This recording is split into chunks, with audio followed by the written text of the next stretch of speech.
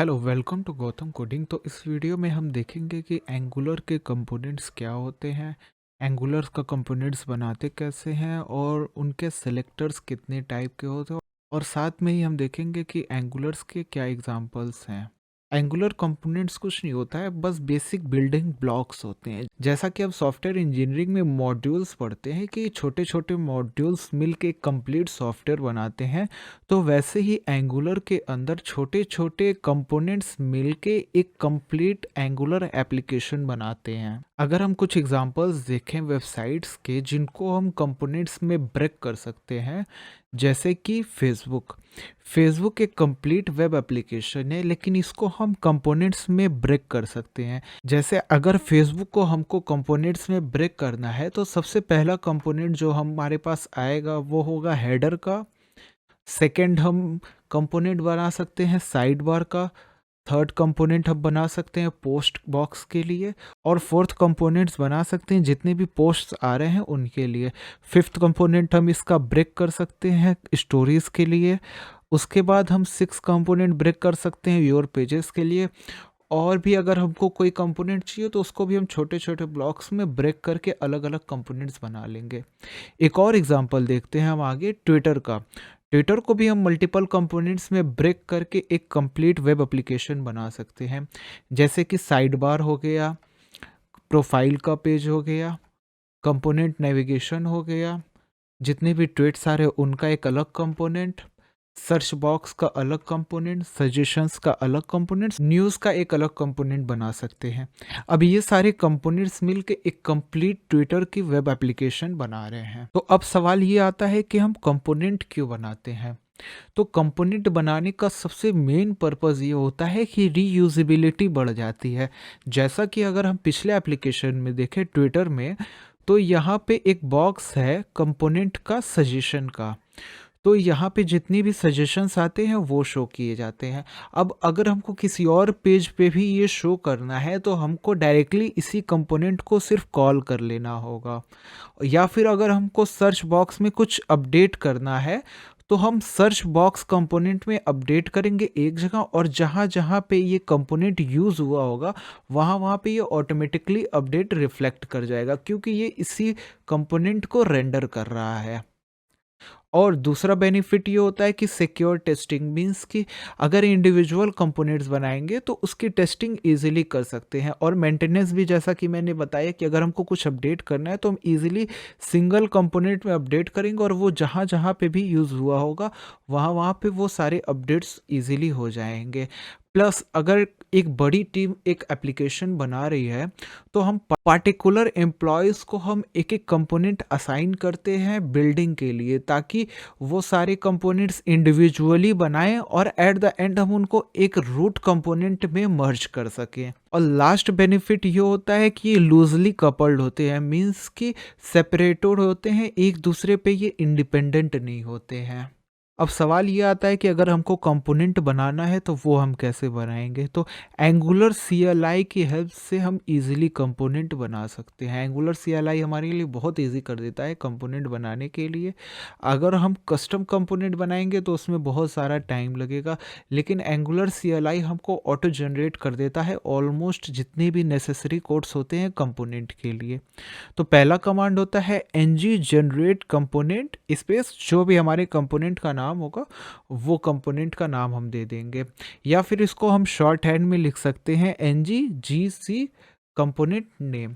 तो सबसे पहले हम टेस्ट कर लेते हैं एक कंपोनेंट बना के।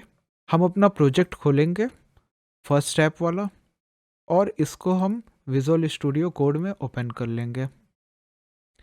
अभी हमारे पास एक रूट कंपोनेंट पहले से बना हुआ है, तो हम जाएंगे टर्मिनल में और टर्मिनल खोलेंगे। अपने टर्मिनल में लिखेंगे ng-gc स्पेस कंपोनेंट का नाम, यानी कि ng जनरेट कंपोनेंट। कंपोनेंट का नाम हम लिख देते हैं सर्च बॉक्स। अब जैसे ही हम ये कमांड रन करेंगे तो हम देखेंगे कि यहाँ पे हमको 4 फाइल क्रिएट हुई है और एक फाइल अपडेट हुई है। दैट मीन्स कि एक कंपोनेंट बनाने पे 4 फाइल्स क्रिएट होती हैं। फर्स्ट फाइल जो क्रिएट होती है वो होती है जो भी कंपोनेंट का नाम होगा उसकी HTML फाइल। अगर हम XYZ कंपोनेंट बना रहे हैं तो उसकी एक HTML फाइल बनेगी। उसकी एक CSS फाइल बनेगी, उसकी एक टाइपस्क्रिप्ट की फाइल बनेगी और एक उसकी टाइपस्क्रिप्ट की टेस्टिंग की फाइल बनेगी। दैट मीन्स कि जो HTML फाइल है वो हमारा व्यू है, मीन्स कि जो ब्राउज़र पे रेंडर होगा वो HTML के अंदर हम उसका कोड लिखेंगे। CSS यानी कि अगर हमको स्टाइलिंग करना होगा उस पार्टिकुलर कंपोनेंट का तो उसको हम CSS के अंदर लिखेंगे, और टाइपस्क्रिप्ट के अंदर हम उसका मेथड्स या उसका टाइपस्क्रिप्ट का कोड लिखते हैं। और spec.ts जो है वो पार्टिकुलर XYZ कंपोनेंट की टेस्टिंग के लिए यूज़ किया जाता है। तो जैसा कि हम यहाँ पे देख रहे हैं कि कमांड रन करने पे हमारी 4 फाइल क्रिएट हुई है और एक फाइल अपडेट हुई है, मींस कि HTML फाइल spec.ts, ts और CSS ये 4 फाइल क्रिएट हो गई है। और जो हमारा app.module.ts मींस कि जो हमारा इंडेक्स होता है मॉड्यूल्स का वो अपडेट हुआ है। तो सबसे पहले हम देखेंगे कि हमारे ऐप नाम के फोल्डर के अंदर एक सर्च बॉक्स नाम का फोल्डर बना है, मींस कि जो कंपोनेंट का नाम था उस नाम का फोल्डर बन गया, और इसके अंदर हमारी CSS की फाइल, HTML की फाइल, टेस्टिंग की फाइल और एक TS की फाइल भी बन गई है। अब हम देखते हैं कि जो हमारा app.module.ts अपडेट हुआ है उसमें क्या चेंजेस आए हैं। तो जैसे ही हम अपना app.module.ts ओपन करेंगे तो सबसे पहले हम ऊपर देखेंगे कि यहाँ पे एक फाइल इंपोर्ट हुई है, import search box component from search box. और ये इंपोर्ट होने के बाद यहाँ पे डिक्लेरेशन एरे में इसको डिक्लेयर किया गया है। तो अगर हम कस्टम कंपोनेंट बनाते हैं तो हमको ये फाइल यहाँ पे इंपोर्ट करनी होगी और इसको यहाँ पे डिक्लेरेशन एरे में डिक्लेयर भी करना होगा। लेकिन हम एंगुलर CLI की हेल्प से कर रहे हैं तो ये हमारे लिए काम ईजी कर देता है और ये इंपोर्ट और डिक्लेयर ऑटोमेटिकली कर देता है। अब हम देखते हैं कि इसके HTML फाइल में क्या लिखा हुआ है। इसके HTML में सिंपली लिखा हुआ है सर्च बॉक्स वर्क्स, लेकिन अगर हम इसको अभी रन करेंगे ng सर्फ और इसको ओपन करते हैं तो ये हमारा पुराना कोड ही दिखा रहा है। अगर हम अपना app.component.html को एडिट करके यहाँ पे हेलो फ्रॉम ऐप कंपोनेंट लिखते हैं तो सिर्फ यही प्रिंट हो रहा है, यानी कि अभी हमारा सर्च बॉक्स काम नहीं कर रहा है। क्यों नहीं काम कर रहा है उसको हम देखते हैं आगे। तो अब हम क्या करेंगे कि हम इसकी टाइपस्क्रिप्ट की फाइल में जाएंगे, यानी कि उस फाइल के अंदर जाएंगे जहाँ पे इस कंपोनेंट का लॉजिक लिखा हुआ है। तो जैसे ही हम ये फाइल ओपन करेंगे हम देखेंगे कि यहाँ पे एक डेकोरेटर लगा हुआ है @component। ये डेकोरेटर एंगुलर को बताता है कि ये क्लास कंपोनेंट का क्लास है। इस डेकोरेटर के अंदर सेलेक्टर, टेम्पलेट URL और स्टाइल URL लिखा हुआ है। सेलेक्टर बेसिकली HTML टैग होता है जिससे कि ये कंपोनेंट लोड होगा। जैसा कि अभी हम सेलेक्टर यहाँ पे देख रहे हैं ऐप सर्च बॉक्स लिखा हुआ है। दैट मीन्स कि अगर इस कंपोनेंट को हमको रेंडर करना है तो हमको ऐप सर्च बॉक्स नाम का HTML टैग लिखना होगा, तब जाके ये रेंडर होगा। इसके बाद आता है template URL। Template URL basically view file होती है उस पार्टिकुलर कंपोनेंट की, जैसे कि हम यहाँ पे देख सकते हैं कि searchbox.component.html, यानी कि इस कंपोनेंट के लोड होने पे इस फाइल को रेंडर किया जाएगा ब्राउज़र के अंदर। इसके बाद हम देखते हैं स्टाइल URL। स्टाइल URL का मतलब है कि उस पार्टिकुलर कंपोनेंट की स्टाइल शीट, मींस कि अगर इस CSS फाइल के अंदर हम जो भी कोड लिखेंगे वो कोड इस पार्टिकुलर कंपोनेंट के अंदर ही काम करेगा। उसकी स्टाइलिंग के लिए कंपोनेंट जो है वो 3 चीज़ों से मिल के बनता है। सबसे पहला एक HTML टेम्पलेट, मीन्स कि जो ब्राउज़र पे रेंडर होगा उसका टेम्पलेट। दूसरी चीज़ होती है क्लास।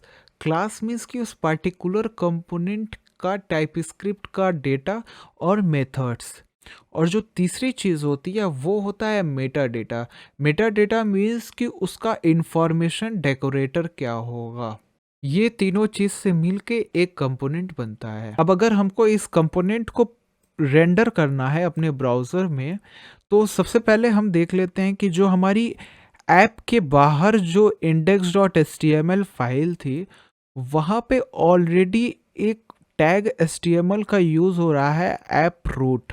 ऐप रूट क्या है कि ये रूट कंपोनेंट होता है जो एंगुलर हमको बना के देता है। ऐप रूट बेसिकली एक रूट कंपोनेंट होता है जिसके अंदर हम अपने सारे कंपोनेंट्स को रेंडर कर सकते हैं। जैसे कि अगर हम ऐप फोल्डर के अंदर जाएंगे और app.component.ts खोलेंगे, तो इसका सेलेक्टर ऐप रूट यहाँ पे था, यानी कि इस कंपोनेंट को ये रेंडर कर रहा है।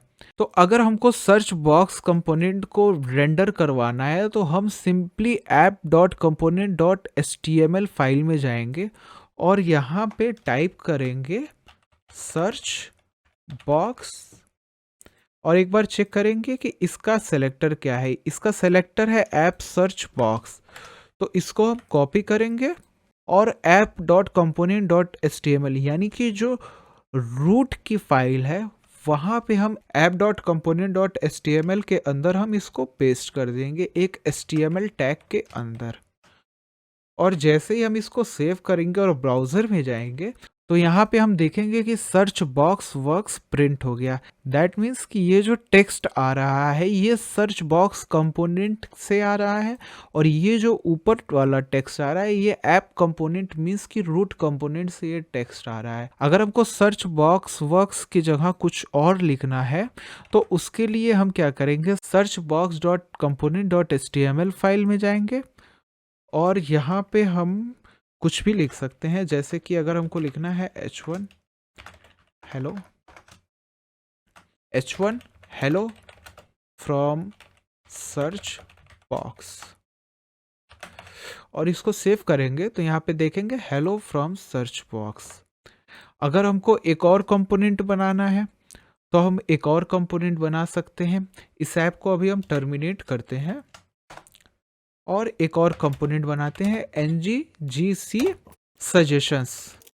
सजेशंस नाम का हमने एक कंपोनेंट बनाया। और ये कंपोनेंट जैसे ही हम क्रिएट करेंगे, तो यहाँ पे देखेंगे एक सजेशंस नाम का फोल्डर आ जाएगा और इसके अंदर हमको चारों फाइल कंपोनेंट की मिल जाएगी। अब इस कंपोनेंट को हमको इसी पेज पे रेंडर करना है, तो उसके लिए हम app.component.html में जाएंगे और यहाँ पे उस पार्टिकुलर कंपोनेंट का सेलेक्टर लिखेंगे HTML टैग के अंदर। तो सबसे पहले हम देख लेते हैं कि इसका सेलेक्टर क्या है। इस कंपोनेंट का सेलेक्टर है app-suggestions।